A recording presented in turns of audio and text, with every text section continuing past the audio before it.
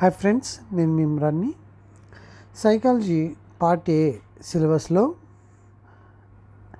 Most important topic అండి. దీని మీద బిట్ లేకుండా మరి పేపర్ అనేది ఉండకపోవచ్చు. కంపల్సరీ బిట్ పడే లొకేషన్ ఈ టాపిక్. 1-2 కాదండి, 4 మార్క్స్ అడిగిన ఆశ్చర్యమే లేదు. వ్యక్తిగత मतभेद इंडिविजुअल डिफरेंसेस इंदुलोने बुद्धि बुद्धि बुद्धि परीक्षाएं इवన్నీ కూడా వస్తాయి. బుద్ధికి సంబంధించిన పరీక్షలు అయితే ఒక చార్ట్ లాగా తయారు చేసి ఇంట్లో లొకేట్ చేసుకుని పెట్టుకుంటే బాగుంటుంది. కంపల్సరీ అడుగుతాడు బిట్. అసలు వ్యక్తిగత మతభేద్ ఇండివిజువల్ డిఫరెన్సెస్ అంటే ఏంటి? ఏ ఇద్దరు పిల్లలు ఒకలా ఉండరు. ఒక మాటలో చెప్పాలి అంటే ఏ ఇద్దరు పిల్లలు ఒకలాగా ఉండరు. కవల పిల్లలైనా సరే వాళ్ళల్లో డిఫరెన్సెస్ ఉంటాయి. ఆ టాపిక్ గురించి మాట్లాడడానికే ఈ వ్యక్తిగత मतभेद इंडिविजुअल डिफरेंस अने टॉपिक ఇక్కడ. एक व्यक्ति को दूसरे से अलग करने वाले लक्षण వ్యక్తిగత అంతర్ कहलाते हैं.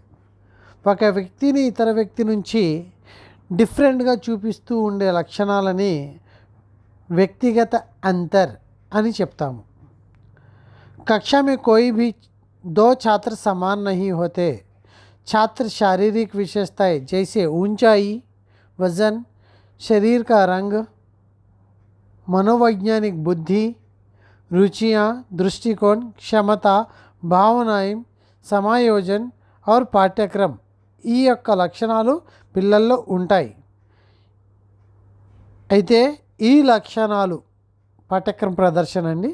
ఈ లక్షణాలలో డిఫరెన్సెస్ ఉండడమే మరి వ్యక్తిగత मतभेद అని చెప్తాము. వ్యక్తిగత मतभेद दिखाई देने वाले अंश పిల్లల్లో డిఫరెన్సెస్ ఏ అంశాలలో కనిపిస్తాయి అనేది చూసినట్లయితే संज्ञानात्मक पद का स्तर, शारीरिक लक्षण, पाठ्यचर्या विषय के अभ्यास, परिप्रेक्ष्य, व्यक्तित्व विशेषता, लिंग भेद, भावात्मक मोड़, सामाजिक एवं आर्थिक स्थिति, किसी व्यक्ति पर आनुवंशिकता और पर्यावरण के प्रभाव के कारण व्यक्तिगत भिन्नता होती है. వ్యక్తిగత భిన్నత అనేది కారణము అనువంశికత కావచ్చు లేదా పర్యావరణ కావచ్చు. లైక్ శారీరక లక్షణాలు ఏ ఇద్దరు పిల్లల్లో ఒకేలాగా ఉండవు. పాఠ్యాంశాలని అభ్యసించే అంశాలు కావచ్చు, వాళ్ళ మానసిక స్థితిగతులు సంజ్ఞానాత్మక స్థర కావచ్చు, అలాగే వ్యక్తిత్వ విశేషత, లింగభేద్, వీటన్నిటిలో కూడా డిఫరెన్సెస్ అనేవి మనకి కనిపిస్తూ ఉంటాయి. వీటికి కారణాలు అనువంశికత మరియు పర్యావరణ కారణాలు. మరి ఈ వ్యక్తిగత मतभेदని డైరెక్ట్గా ఎన్ని రకాలుగా సూచించారు అంటే 2 రకాలుగా సూచించారు. అంతర్వ్యక్తిగత मतभेद, వ్యక్త్యంతర్గత వ్యక్తిగత मतभेद. అయితే ఇక్కడ ట్రాన్స్లేషన్లో డిస్టర్బ్ కావచ్చు. కాబట్టి ఈ యొక్క టైప్స్ని ఖచ్చితంగా ఇంగ్లీష్లో గుర్తుపెట్టుకోండి. Inter individual differences, intra individual differences. చాలా సింపుల్ అండి, ఇలా గుర్తుపెట్టుకోండి. ఇంటర్ అంటే 2 years కదా, సో 2 members మధ్యలో ఉండే డిఫరెన్సెస్ అంటే ఇద్దరు వ్యక్తుల మధ్యలో. నాకంటే మీరు సైకాలజీ బాగా చదువుతారు, ఇద్దరి మధ్య డిఫరెన్స్. రాముడి కంటే లక్ష్మణ్ హైట్గా ఉన్నాడు, లేదు సీత కంటే కావ్య యాక్టివ్గా ఉంది. ఇలాగా క్లాస్ రూమ్లో అందరికంటే నాకు సైకాలజీలో ఎక్కువ మార్క్స్ వచ్చాయి. ఈ రకమైన డిఫరెన్సెస్ని ఇంటర్ అంటే ఒక వ్యక్తిని వేరే వ్యక్తితో కానీ వేరే వ్యక్తులతో కానీ కంపేర్ చేయడం ఇంటర్ ఇండివిజువల్ డిఫరెన్సెస్ అంటాము. మరి ఇంట్రా ఇండివిజువల్ డిఫరెన్సెస్ అంటే ఏంటి? నేను సైకాలజీ కంటే సోషల్ బాగా చదువుతాను, నేను హిందీ కంటే సోషల్ బాగా చెప్తాను, నేను ఫిజిక్స్ కంటే మ్యాథ్స్ బాగా చేస్తాను అంటే ఒక వ్యక్తిలో ఒక లక్షణం కంటే ఒక విషయం కంటే ఇంకొక విషయాన్ని పోల్చేటప్పుడు, ఒక వ్యక్తిలో రెండు విషయాల గురించి పోల్చేటప్పుడు ఇంట్రా అంటాము. ఒక వ్యక్తిని ఇతర వ్యక్తులతో కానీ ఇతర వ్యక్తితో కానీ పోల్చి కంపేర్ చేసి చెప్పేటప్పుడు ఇంటర్ అంటాము. సో వ్యక్తిగత భేదాల గురించి హిందీలో టైప్స్ని నేర్చుకోవడం కంటే ఇంగ్లీష్లో నేర్చుకోవడం చాలా ఈజీ. ఓకే ఫ్రెండ్స్, చూడండి. पारस्परिक मतभेद व्यक्तिगत मतभेद, व्यक्तिगत मतभेद, अंतर व्यक्तिगत मतभेद, पारस्परिक मतभेद, इंटर इंडिविजुअल डिफरेंसेस. अलग अलग लोगों के व्यवहार, अलग अलग लोगों के व्यवहार में अंतर को पारस्परिक अंतर कहा जाता है. विभिन्न लोगों के बीच रुचियों, क्षमताओं, रुचियाँ आदि के संदर्भ में अंतर को पारस्परिक अंतर कहते हैं. जैसे लता को खाली समय में टीवी देखना पसंद है तो उनकी बड़ी बहन भवानी को टांके और बनावट बनाना दिलचस्पी है. అంటే ఎస్, అల్లికలు అల్లడము, క్లాత్స్ కుట్టడము, డిజైన్స్ తయారు చేయడము ఇది ఇష్టం అంట. ఎవరికి? తన యొక్క లత యొక్క సిస్టర్కి. కానీ లతకి ఖాళీ సమయంలో టీవీ చూడడం ఇష్టం. ఇద్దరిని కంపేర్ చేస్తున్నాడు కాబట్టి ఇంటర్.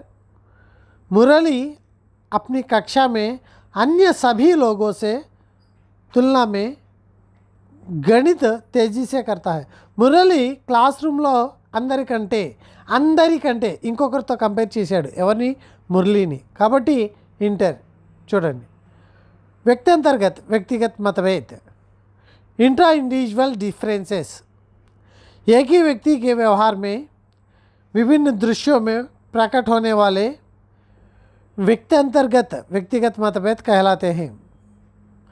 एक ही व्यक्ति में विभिन्न तत्वों के बीच, उदाहरण श्रीलता कैरम्स की तुलना से शतरंज में अधिक प्रतिभाशाली है. श्रीलता कैरम्स कंटे చెస్ బాగా ఆడుతుంది. प्रीतिका गणित की तुलना में विज्ञान के प्रति अधिक सकारात्मक दृष्टिकोण रखता है.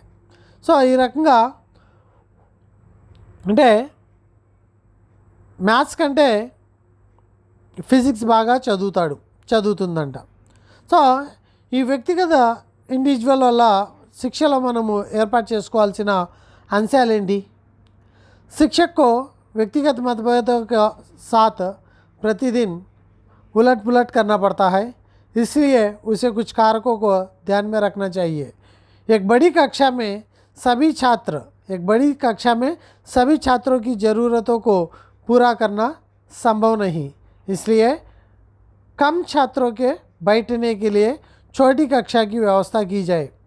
छात्रों की बुद्धि के अनुसार कक्षा का बंटवारा होना चाहिए.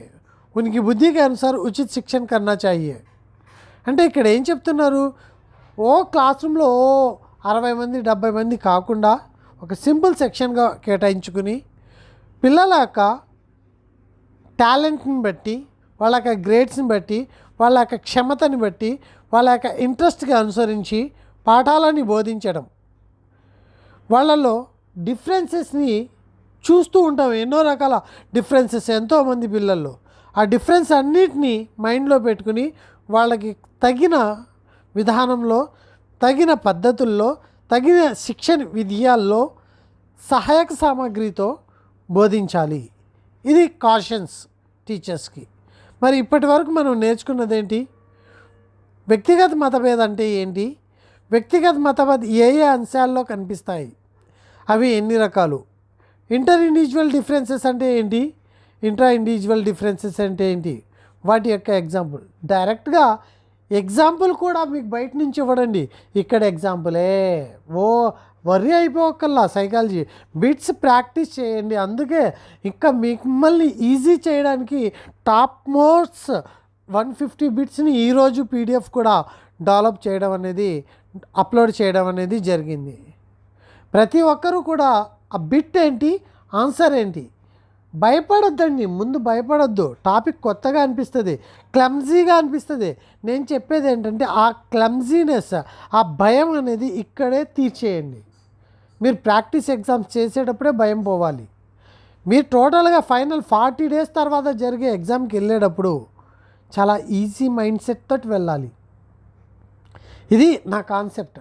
ఈ యొక్క ఇమ్రాన్ అకాడమీ డౌన్లోడ్ చేసుకున్న దానికి మీరు చేయాల్సిన పని ఇది. భయాన్ని తీసివేయండి, క్లమ్జీనెస్ని తీసివేయండి. అలాగే ప్రతి ఒక్క టాపిక్ని కూడా, ఎంత క్లమ్జీ టాపిక్నైనా సరే వివరంగా ఈజీగా చెప్పడానికి. వినేటప్పుడు ఈజీ అనిపిస్తుంది, చదివేటప్పుడు కొంత క్లమ్జీనెస్.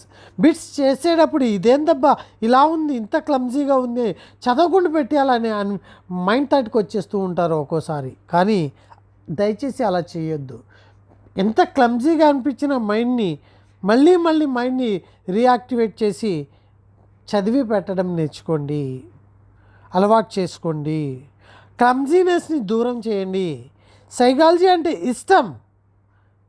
ఎంత చక్కటి సబ్జెక్ట్ అంటే ఇది ఇష్టపడితే అంతకు మించి ఇంకొక సబ్జెక్ట్ కూడా ఉండదు. బుద్ధి, ఇంటెలిజెన్సీ అంటే ఏంటి అసలు అనే దాని గురించి ఈ టాపిక్లో మనం నేర్చుకుంటాం. ఇది కూడా వ్యక్తి డిఫరెన్సెస్లో టాపిక్లో ఒక భాగము. ఇందులో మనము బుద్ధి అంటే ఏంటి, బుద్ధి పరీక్షలు ఎలా చేస్తారు అనే దాని గురించి కూడా మనం कंटिन्यूगा माట్లాడుకుంటాం. एक सटीक दिशा में जाने और उन परिवर्तनों के अनुकूल होने की क्षमता है जो हमें वांछित गंतव्य तक पहुंचाने के लिए आवश्यक है. మన లక్ష్యాన్ని, మన లక్ష్య సాధనకు కావాల్సిన ముడి పదార్థం ఏదైతే ఉంటుందో మన మెదడులో, అదే బుద్ధి, ఇంటెలిజెన్సీ. లక్ష్య సాధనకి ఏర్పాటు చేసేది. మనం ఒక లక్ష్యం అనుకున్నాము, మనకు ఒకటి నీడ్ అండి. అది పొందడానికి మనలో కావాల్సిన శక్తి బుద్ధి. ఆత్మ ఆలోచన का आनंद लेने की क्षमता ही बुद्धि है. ఎవరు చెప్పారు? बिने. बुद्धिमत्ता एक व्यक्ति की लाभकारी बातचीत करने, तर्कसंगत रूप से सोचने और प्रभावी ढंग से कार्य करने की सामूहिक क्षमता है. వెస్లర్ చెప్పారండి. అయితే డెఫినేషన్స్ ఎందుకు నేర్చుకోవాలి అంటే అసలు ఆ టాపిక్ ఏంటి అంటే, బుద్ధిమత్త అంటే ఒక వ్యక్తి యొక్క లాభకారి బాతచీత్ కర్నే, లాభదాయకమైన వ్యవహారం చేయడానికి, లాభదాయకమైన మాటలు మాట్లాడడానికి, లాభదాయకమైన ఆలోచన చేయడానికి, మంచి తనని ఫేవర్ చేసే ఆలోచన చేయడానికి ఒక ప్రభావివంతమైన అంశమే ఈ యొక్క బుద్ధి అని చెప్తున్నాడు వెస్లర్. किसी व्यक्ति की नई परिस्थितियों में प्रभावी ढंग से अनुकूलन करने की क्षमता. ఒక పరిస్థితి అనేది ఏర్పాటవుతుందండి. టెట్ ఎగ్జామ్ అనేది ఒక కొత్త పరిస్థితి మనకి. ఆ పరిస్థితిని ఒక అనుకూలంగా మార్చుకునే, ఒక ప్రభావవంతమైన విధానంగా మార్చుకునే శక్తి ఈ బుద్ధి అని విలియం జేమ్స్ అంటున్నారండి. అంటే ఒక కొత్త పరిస్థితిని మనకి అనుకూలంగా మార్చుకునే ప్రభావవంతమైన अंशम अंडी ये बुद्धि అనేది. बुद्धि एक व्यक्ति की अपने परिवेश के अनुकूल होने की क्षमता है. जीन पियाजे చెప్పారండి. व्यक्ति की बुद्धि अमूर्त चिंतन करने की सक्षम है. टर्मन చెప్పారండి. సో ఇక్కడ ఏమర్థమవుతుంది బుద్ధి అంటే ఒక అమూర్త చింతన శక్తి. అమూర్త అంటే ఏంటండి?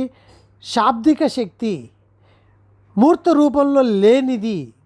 శాబ్దిక శక్తి, ఆలోచన విధానము, ఒక కొత్త పరిస్థితిని మనకి అనుకూలంగా మార్చుకునే ప్రభావవంతమైన ఆలోచన విధానము, ఎటువంటి ప్రాబ్లంనైనా సరే ఆత్మవిశ్వాసంతో ఎదుర్కొనే శక్తి ఏదైతే మనలో ఏర్పడుతుందో అది బుద్ధి అని మొత్తం డెఫినేషన్స్ అన్నీ చెప్పడం అనేది జరుగుతుంది. उदाहरण, एक छोटा बच्चा अपने खेल में अच्छी चालाकी दिखा रहा है, शिक्षा में प्रतिभावान तत्व दिखाना, पारिवारिक परिस्थितियों के अनुसार घर को संवार रही गृहिणी. సో చక్కటి అంటే గృహాన్ని చక్కటి విధానంలో గృహం ఒక ఇంట్లో ఒక గృహిణి తన యొక్క వ్యవహారంతో తన యొక్క కుశలతతో ఆ ఇండ్లిని చక్కగా చక్కబెట్టుకోవడం, అలాగే శిక్షలో ప్రతిభావంతులుగా రాణించడం, అలాగే ఆటల్లో చాలా యాక్టివ్గా ఆడడం, ఇది బుద్ధి అనే టాపిక్. సో దీన్ని బట్టి మనకి బుద్ధి లక్షణాలు ఏంటో తెలుస్తున్నాయి. ప్రతి ఒక్కరూ కూడా ఇమ్రాన్ అకాడమీ యాప్ని డౌన్లోడ్ చేసుకోండి. ప్లేస్టోర్లోకి వెళ్ళి ఏమైనా డౌట్స్ ఉంటే 9491 080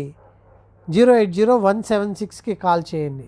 9491 080 అనే నెంబర్కి కాల్ చేయండి. మరి ఈ యొక్క వీడియో మీకు నచ్చినట్లయితే దీనికి పూర్వం సైకాలజీ టాపిక్లో మెటీరియల్గా ప్రజెంట్ చేసి ఆ మెటీరియల్కి ముందు అంటే ఇక్కడ యూట్యూబ్లో మనకు పూర్తిగా అన్ని కంటిన్యూషన్లో ఉండవు టాపిక్స్, బట్ పూర్తిగా మీకు ఈ సైకాలజీ టాపిక్ ఇంతే వివరణతో కావాలి అంటే ఖచ్చితంగా ఇమ్రాన్ అకాడమీ ప్లే స్టోర్లోకి వెళ్ళండి. టెట్ ఎగ్జామ్లో సైకాలజీ బిట్స్ ఇలానే ఉంటాయి. గతంలో 10 సంవత్సరాల నుంచి జరుగుతున్న టెట్ ఎగ్జామ్స్ ఇలానే ఉన్నాయి. కాబట్టి దీనికి మించి బయటికి వెళ్ళే అవకాశం అయితే ఉండదు. ఒక సైకాలజీ ఒకటే కాదు, టెట్ కోర్సుకి సంబంధించిన పూర్తిగా అన్ని వివరణ మీకు పైన చెప్పబడ్డ నెంబర్కి కాల్ చేయండి. 9491 080 అలాగే ప్లేస్టోర్లోకి వెళ్ళి అకాడమీ యాప్ని ఇమ్రాన్ అకాడమీ యాప్ని డౌన్లోడ్ చేసుకోండి. అందులో ఏపీ టెట్ టోటల్ కోర్స్ అని చెప్పి ఉంటుంది. 1000 రూపాయలు మాత్రమే పర్చేస్ చేసుకోండి. ఎక్సలెంట్ స్కోర్ చేయడానికి ఉపయోగపడుతుంది. बुद्धि के लक्षण, बुद्धि యొక్క లక్షణాలు ఏంటి? हम जो काम करते हैं उसके लिए मानसिक ऊर्जा आवश्यकता होती है, वही बुद्धि है. బుద్ధి యొక్క అమూర్త అవధారణ. ఇప్పుడు చెప్పుకున్నాం కదా ఆ లక్షణాలే బుద్ధికి సంబంధించిన లక్షణాలు ఇవన్నీ కూడా. అభ్యాస్ के रूप में व्यक्त किया जाता है. तात्पर्य मानसिक क्षमता से వ్యక్తి చక్కగా ప్రతి విషయంలోనూ కూడా రాణిస్తాడు. बुद्धिमान व्यक्ति समाज की आंतरिक शक्ति है. बुद्धि सभी लोगों में समान नहीं होती. बुद्धि में व्यक्तिगत अंतर होते हैं. బుద్ధి లక్షణాలు కాంతి ఏంటి అని చెప్పి అడుగుతాడండి. అలాగే प्रक्रिया जटिल समस्याओं से निपटने, बुद्धि की प्रक्रिया अनमाटा जटिल समस्याओं को निपटने, प्रतिकूल परिस्थितियों से निपटने में मदद करती है. वंशानुक्रम काफ़ी हद तक बुद्धि को प्रभावित करती है. इंटेलिजेंस विषय का अध्ययन, नई स्थितियों के लिए समायोजन. किशोर अवस्था में संज्ञानात्मक विकास जारी रहता है, इसके बाद रुक जाता है. सो बुद्धि అనేది बुद्धि को मापने की प्रक्रिया ठीक मापा जा सकता है. लिंग मामले में बुद्धि की में कोई अंतर नहीं. లింగ విషయంలో ఏమాత్రం కూడా అంతర్ ఉండదు, అది గుర్తుపెట్టుకోండి. స్త్రీలింగైనా పుల్లింగైనా బుద్ధిలో ఎటువంటి డిఫరెన్స్ చూపించరు.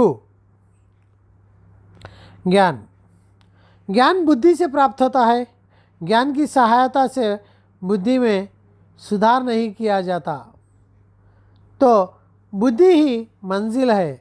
ज्ञान उस मंजिल तक पहुंचने के लिए एक सहयोगी तरीके की तरह అని చెప్పి రాసి చెప్పారండి. అంటే జ్ఞానం అనేది బుద్ధి మన దగ్గర ఉండే ఏదైతే అమూర్త విషయమైన బుద్ధి ఉందో, ఆలోచనాత్మకమైన బుద్ధి ఉందో దాంతో జ్ఞానాన్ని పొందుతారు. లక్ష్యాన్ని సాధించేది బుద్ధి. ఆ బుద్ధితోటి జ్ఞానాన్ని పొంది ఆ లక్ష్యానికి కావాల్సిన ఒక మార్గం మాత్రమే జ్ఞానం మారుతూ ఉంటుంది. ఫర్ ఎగ్జాంపుల్ టెట్లో సైకాలజీ గురించి మాట్లాడుకున్నాం, సైకాలజీ జ్ఞానాన్ని పొందుతాం. డిఎస్సికి వెళ్ళేసరికి పర్స్పెక్టివ్ ఎడ్యుకేషన్ జ్ఞానాన్ని పొందుతాము. సో జ్ఞానం చేంజ్ అవుతూ ఉంటుంది. అంటే మన లక్ష్యాన్ని సాధించడానికి బుద్ధి అనేది మనలో ఉండే ఇంటెలిజెన్సీ, కానీ జ్ఞానం అనేది సబ్జెక్ట్ అని భావించాలి. ఈ జ్ఞానం మాత్రమే లక్ష్య సాధన కాదు, ఇది గుర్తుపెట్టుకోండి. बुद्धि और रचनात्मकता में बीच संबंध सृजनात्मकता లేదా रचनात्मकता बुद्धि, ये दोनों में अंतर क्या है? हर कोई जो रचनात्मक होता है उसके पास बुद्धि. అంటే సృజనాత్మకత ఉన్నవారి దగ్గర బుద్ధి ఉండాల్సిన అవసరం అయితే లేదు. బుద్ధి ఎవరిలో అయితే ఉంటుందో వాళ్ళు ఖచ్చితంగా సృజనాత్మకత శైలిని పొంది ఉంటారు. అయితే సృజనాత్మకంగా ఉండాల్సిన అవసరం అయితే లేదు, పొంది ఉంటారు. एक संयुक्त मन वाले होते हैं वे अधिक बुद्धिमान होते हैं और जिसके पास अलग अलग विचार होते हैं वे अधिक रचनात्मक होते हैं. అంటే ఒక సబ్జెక్ట్ పట్ల ఇంట్రెస్ట్ ఉన్నవాళ్ళు బుద్ధి కలిగిన వ్యక్తులు ఒక సబ్జెక్ట్లో లైక్ ఒక క్లాస్లో టెట్లో రాణించడం బుద్ధి కలగ శక్తి, సృజనాత్మక శక్తి. టెట్ ఒకటే కాదండి, ఇంకా ఇతర విషయాల్లో కూడా రాణించడం. గ్రూప్లో కావచ్చు, గ్రూప్ 1 కావచ్చు, గ్రూప్ 2 కావచ్చు, సోషల్ కావచ్చు, సైన్స్ కావచ్చు, మ్యాథమెటిక్స్ కావచ్చు, ఇలాగా అనేక విషయాల్లో రాణిస్తే సృజనాత్మకత శైలి. ఫిలాసఫీలో, గ్రంథాల్లో ఈ రకంగా. సో అనేక విషయాల్లో, అనేక కార్యాల్లో, అనేక శైలిల్లో మన ప్రజెంటేషన్ ఉంటే అది సృజనాత్మకత. ఏదో కొంత పార్ట్ని పట్టుకుని గట్టిగా మనము సాధిస్తే అది बुद्धि. एकीकृत सोच रखने वाले अभ्यास పరీక్షలో में अच्छे अंक पाते हैं. ఏకీకృత సోచ్ అంటే బుద్ధి ఉన్నవాళ్ళు అభ్యాస పరీక్షల్లో మంచి మార్కులు పొందుతారు. కానీ అలగ్ అలగ్ విచారే వైజ్ఞానిక లేఖక్ లైక్ రైటర్స్గా, సైంటిస్టులుగా మారుతారు. వాళ్ళలో సృజనాత్మకత శక్తి ఎక్కువగా ఉన్నట్టు, రచనాత్మకత శక్తి ఎక్కువగా ఉన్నట్టు. అందుకే భిన్న సోచ్ వాళ్ళే రచనాత్మక శైలి ఉన్నవాళ్ళు, మరి ఏకీకృత సోచ్ వాళ్ళు బుద్ధి శైలి ఎక్కువగా ఉన్నట్టు. అయితే ఈ బుద్ధిని మోస్ట్ ఇంపార్టెంట్ అండి, ఎవ్రీ లైన్ ఇంపార్టెంట్ అండి. ఈ టాపిక్లో థాండాయిక్ ఏమని కొలిచారు? బుద్ధిని 3 రకాలుగా పంచడం అనేది జరిగింది. చాలా ఈజీ అండి. టైప్స్ ఆఫ్ ఇంటెలిజెన్సీ: అబ్స్ట్రాక్ట్ ఇంటెలిజెన్సీ, సార్ బుద్ధి; మెకానికల్ ఇంటెలిజెన్సీ, రచనాత్మక; అలాగే సోషల్ ఇంటెలిజెన్సీ, సామాజిక బుద్ధి. రచనాత్మక బుద్ధి లేదా క్రియాత్మక బుద్ధి, మెకానికల్ ఇంటెలిజెన్సీ, సోషల్ ఇంటెలిజెన్సీ, అబ్స్ట్రాక్ట్ ఇంటెలిజెన్సీ. ఇట్లోనే ఉందండి. అబ్స్ట్రాక్ట్ అంటే ఏంటి? కంటికి కనిపించని, అంటే శబ్దాలు, భావాలు, ప్యాటర్న్, నెంబర్స్, ఇలాగా పుస్తక జ్ఞానం కావచ్చు, లేకపోతే భావనాత్మక జ్ఞానం కావచ్చు. ఇటువంటి బుద్ధిని సార్ బుద్ధిలో ప్రజెంట్ చేస్తాము. ఒక పిల్లవాడు తన యొక్క క్లాస్లో అన్ని సబ్జెక్టులను చక్కగా చదువుతున్నాడు. ఆ పిల్లవాళ్ళు థాండాయిక్ అనుసరించి ఉన్న జ్ఞానం ఏంటి? బుక్స్ కాబట్టి సార్. అలాగే ఒక పిల్లవాడు మిషన్స్ని చక్కగా విప్పి చక్కగా బిగించేసి మోటార్ ఫీల్డ్లో చాలా చక్కటి వర్క్ని ప్రజెంట్ చేస్తున్నాడు. తన దగ్గర ఉన్న జ్ఞానం ఏంటి? మెకానికల్ ఇంటెలిజెన్సీ. ఒక పిల్లవాడు సొసైటీలో, సమాజంలో ఎవరితో ఏ రకంగా మాట్లాడాలి, పెద్దలతో ఏ రకంగా మాట్లాడాలి, పిల్లలతో ఏ రకంగా మాట్లాడాలి, అలాగే స్త్రీలతో ఏ రకంగా ప్రవర్తించాలి అనే దాన్ని చాలా చక్కగా ఒక అనుభవమైన బుద్ధితో ముందుకు వెళ్తున్నాడు. థాండాయిక్ అనుసరించి ఆ పిల్లలో ఉన్న బుద్ధి ఏంటి అంటే सोशल सामाजिक, अपने आसपास के समुदाय, पुरुषों महिलाओं बच्चों की अपनी समस्याओं को जानने, बुद्धिमानी कार्य करने की क्षमता, सामाजिक मशीन टूल्स, कुशलता उपयोग करने में, मशीन मैकेनिकल, అలాగే शब्द भावनाओं पैटर्न संख्या समझने और उनका कुशलता उपयोग करना बुद्धि मानी जाती है सार बुद्धि అండి.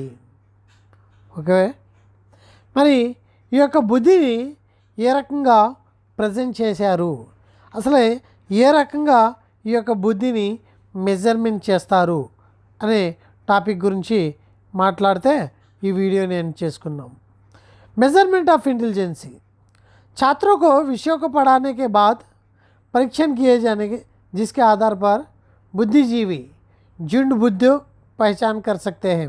అభ్యాస పరీక్షణ అంటే ఇక్కడ అసలు ఈ బుద్ధి పరీక్షణ అనేది ఎక్కడ ఆవిర్భవించిందిరా అంటే ఫ్రాన్స్లో. చూడండి, 1904 में पब्लिक स्कूल के छात्र शिक्षा में पिछड़े रहने के कारण ప్రైమరీ స్కూల్ పిల్లలు వెనకపడ్డారంట, హై స్కూల్ లెవెల్లో పిల్లలు. దానికి కారణాలు ఏంటి అని చెప్పి ఫ్రాన్స్లో మరి ఫ్రాన్స్ గవర్నమెంట్ ద్వారాగా ఒక కమిటీని ఏర్పాటు చేశారు.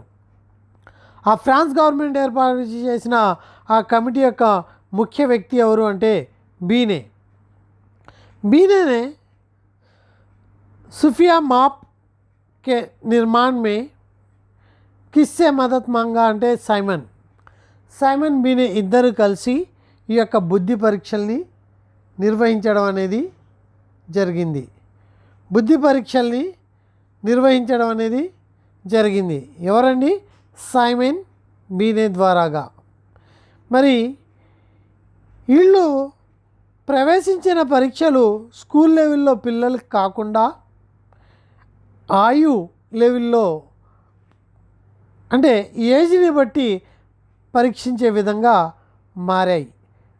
అవి మరి ఇక్కడ కొన్ని పరీక్షలు ఆయుసీమా పరీక్షలు అంటే 1905లో సైమన్ బీనే 30 ఐటమ్స్ తోటి ఒక పరీక్షని తయారు చేశారు. అది క్లిష్టత ఆధారంగా, జటిలత ఆధారంగా కొలవడం అనేది జరుగుతుంది. అయితే ఇక్కడ క్వశ్చన్ ఎలా పడవచ్చు? ఫస్ట్ టైం బుద్ధి పరీక్షలు అనేవి ఎవరు ప్రతిపాదించారు అంటే సైమన్ బీనే ప్రజ్ఞామాపనిలో ప్రతిపాదించారు. అందులో ఎన్ని ఐటమ్స్ ఉన్నాయి అంటే ఎన్ని అంశాలు ఉన్నాయి అంటే 30 అంశాలు ఉన్నాయి. ఇది జటిలతని బేస్ చేసుకుని వచ్చింది. 1908లో 50 అంశాలతో మళ్ళీ సైమన్ బీనే ప్రజ్ఞామాపనిని 3 నుంచి 13 సంవత్సరాల వయసు గల పిల్లల్ని పరీక్షించడానికి ఉపయోగపడింది. అలాగే 1911లో 56 అంశాలు 3 నుంచి 13 సంవత్సరాల పిల్లల మీద ప్రయోగం చేయడానికి.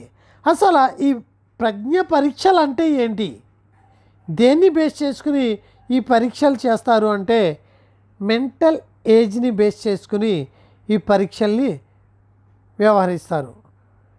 ఈ పరీక్షల్ని మెంటల్ ఏజ్ ప్లస్ శారీరక ఏజ్, మానసిక ఆయు శారీరక ఆయు MA/CA × 100 అంటే అప్పుడు ఈ బుద్ధి అనే దానికి మనకి కనుక్కోవచ్చు.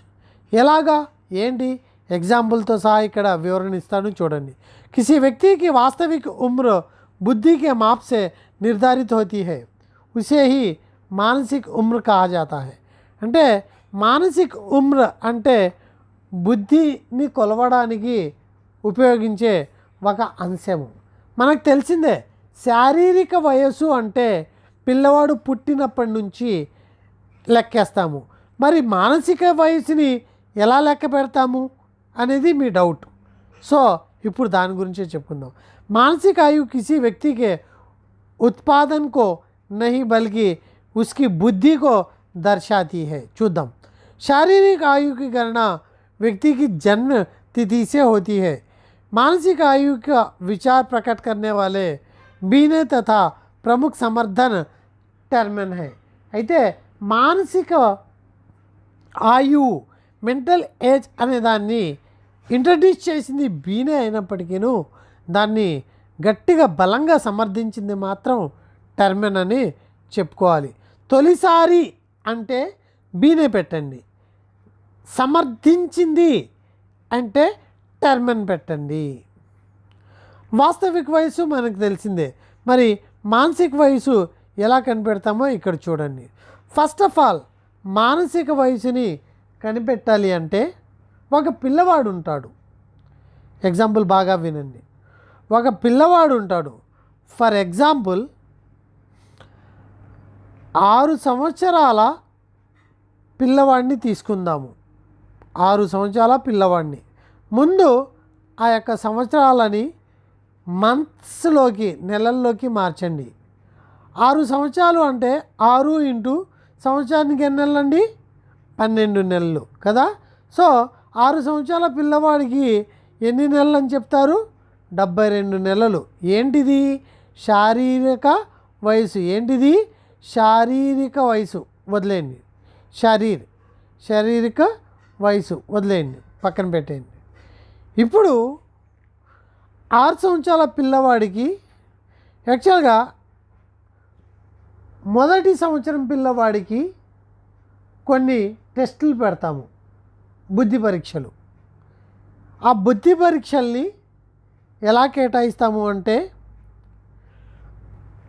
ఒక సంవత్సరానికి 6 పరీక్షలుగా భావిస్తాము. అంటే ఫర్ ఎగ్జాంపుల్ ఇప్పుడు 6 సంవత్సరాల పిల్లవాడికి మొదటి సంవత్సరం చేసే పిల్లవాడి యొక్క 6 పరీక్షల్ని ఇస్తాము.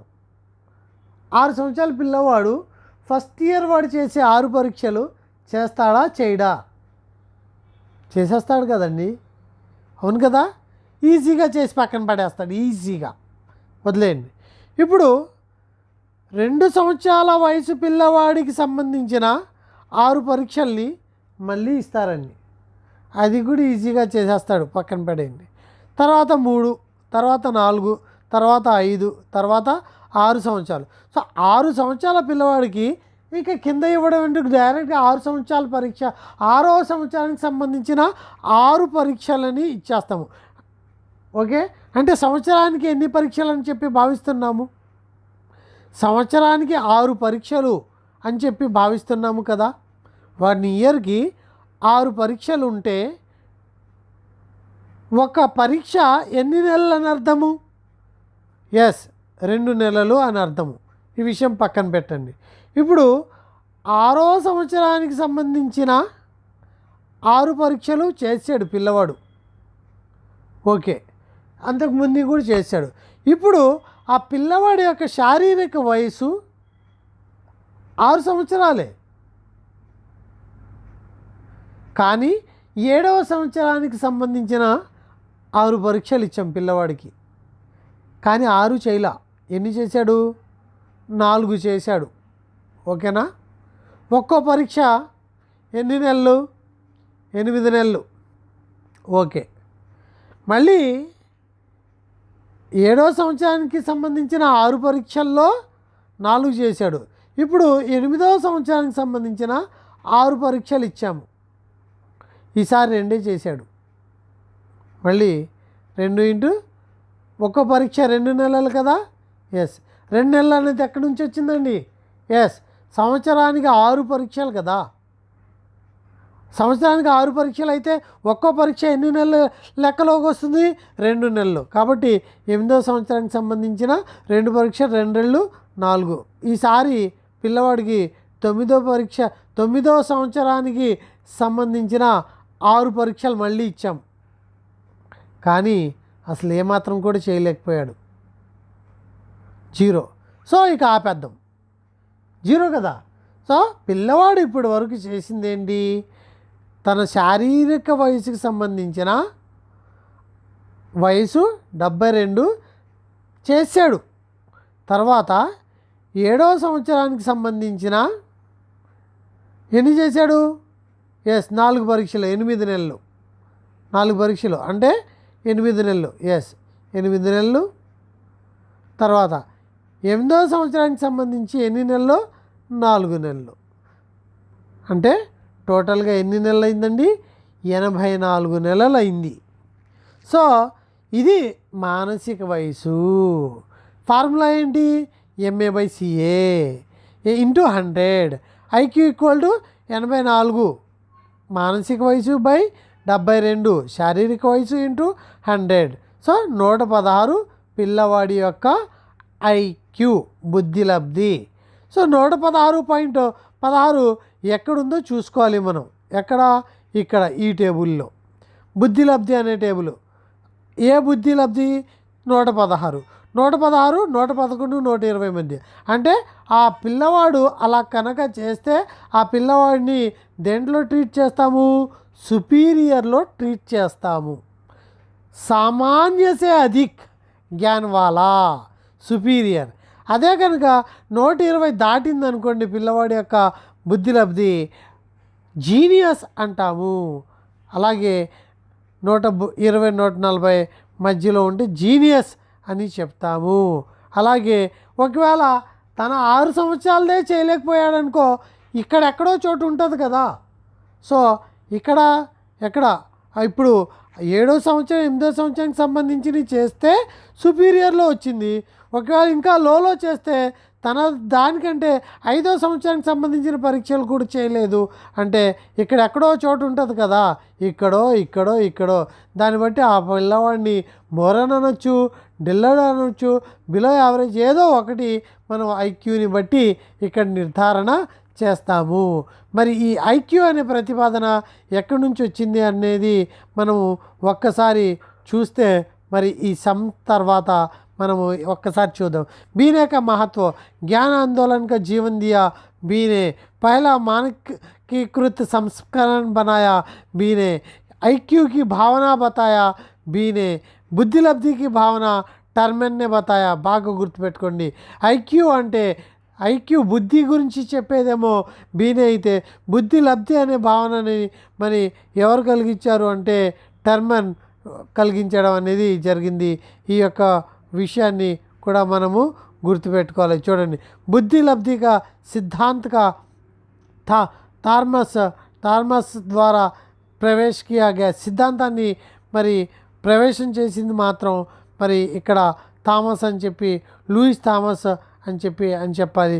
అలాగే మరి ఈ యొక్క బుద్ధి యొక్క పరీక్షలు ఏ రకంగా ఉంటాయి, ఇంకా బుద్ధి లబ్ధి అనేది మ్యాక్సిమం ఏజ్ ఎంతవరకు తీసుకోవాలి అనేది మరి ఇక్కడ ప్రతిదీ కూడా శారీరక వయసు ఎప్పుడు కూడా 18-21కి మించి శారీరక వయసు తీసుకోకూడదు. దీనికి బుద్ధి లబ్ధికి 0 స్థానం అనేది ఎప్పటికీ ఎన్నటికీ ఉండదు అని చెప్పి ఇక్కడ ఈ యొక్క బుద్ధి లబ్ధి అనే టాపిక్లో మనము నేర్చుకోవడం అనేది జరుగుతుంది. నెక్స్ట్ బుద్ధి పరీక్షలు అనే దాని గురించి నేర్చుకుందాము. మరి ఇందులో మనం నేర్చుకున్న టాపిక్ ఏంటి ఇప్పటి వరకు అంటే బుద్ధి లబ్ధి అంటే ఏంటి, బుద్ధి లబ్ధి అనే దాన్ని ఏ రకంగా ఐడెంటిఫై చేస్తాము, మరి ఈ MA అంటే ఏంటి, CA అంటే ఏంటి, ఎవరు ప్రతిపాదించారు దీన్ని, మరి ఈ యొక్క క్యాలిక్యులేషన్ పార్ట్ అనేది ఎలా చేయాలి, బుద్ధి సంబంధించిన పరీక్షలు ఎక్కడి నుంచి ఆవిర్భవించాయి, బుద్ధికి సంబంధించిన టైప్స్ ఏంటి, అది కూడా థార్న్డైక్ని అనుసరించి, బుద్ధికి సంబంధించిన లక్షణాలు ఏంటి, అలాగే బుద్ధి అనే దాన్ని మనము డెఫినేషన్స్లో ఏ రకంగా నేర్చుకున్నాము, వ్యక్తిగత భేదాలు, ఇంటర్ డిఫరెన్సెస్ అనే టాపిక్ గురించి ఇక్కడ మనం పూర్తిగా నేర్చుకున్నాము. ఇంకొక వీడియోలో బుద్ధి పరీక్షల గురించి నేర్చుకుందాము. ఓకే ఫ్రెండ్స్, మరి ఈ వీడియోని ఇంతటితో ముగిస్తాను. Thank you to one and all.